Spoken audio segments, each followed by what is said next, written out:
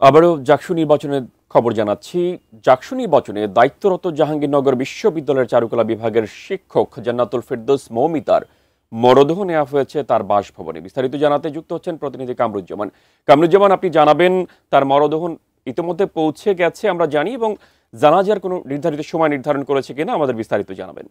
কোয়ার্টারের সামনেই কিন্তু আমি দাঁড়িয়ে আছি। তো আপনি জানেন যে গতকাল সারাদিন কিন্তু যে এই জান্নাতুল ফেরদৌস মৌমিতা তিনি কিন্তু পোলিং অফিসার হিসেবে তারা সারাদিন কালকে কাজ করেছেন, এবং আজকে সকালবেলাও তার যে রিটার্নিং অফিসারের সাথে কথা বলেছি উনি আমাকে জানিয়েছে যে আজকে সকালবেলা তিনি যে শামীম রেজা তিনি নিজে তাকে ফোন করে ডেকে কাজ আজকে নিয়ে যান, এবং যেহেতু ম্যানুয়াল ভাবে ভোট গণনা করা হবে সেই ভোট গণনার কিন্তু আজকে তাকে নিয়ে যাওয়া হয় সকালবেলা, এবং সেখানে তিনি সিঁড়িতে উঠতে গিয়েই তিনি কিন্তু হঠাৎ তার বুকে পেইন হয়, তারপরে তিনি ওখানেই পড়ে যান। পড়ে গেলে তার সহকর্মীরা এবং ওখানে কিছু ছাত্র তারা কিন্তু তাকে নিয়ে অ্যাডাম মেডিকেল হসপিটাল নিয়ে যান, এবং অ্যাডাম মেডিকেল হসপিটালে নিয়ে যাওয়ার আগেই তিনি মারা যান বলে জানিয়েছেন অ্যাডাম মেডিকেলের কর্তব্যরত ডাক্তার শাওন।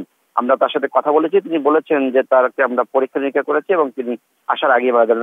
সকাল 9টা 4 মিনিটে তার মৃত্যু হয় বলে তিনি আমাদেরকে জানিয়েছেন। তো আর আমরা এখানে কথা বলেছি মৃত্যু হয় বলে তিনি আমাদেরকে জানিয়েছেন। তো আর আমরা এখানে কথা বলেছি তার যারা সহকর্মীরা আছে তাদের সাথে কথা বলেছি যে তিনি তার লাশ এখন পাশেই পান্ধু একটি এলাকায় গোসল করানোর জন্য নিয়ে যাওয়া হয়েছে, এবং দুপুর 12টায় যে চারুকলা ভবন, পুরাতন চারুকলা ভবন, তার যেখানে তিনি টিচার সেই জায়গায় তাকে জানাজা হবে, এবং এরপরেই তার নিজ জেলায় পাবনাতে নিয়ে যাওয়া হবে মরদেহ।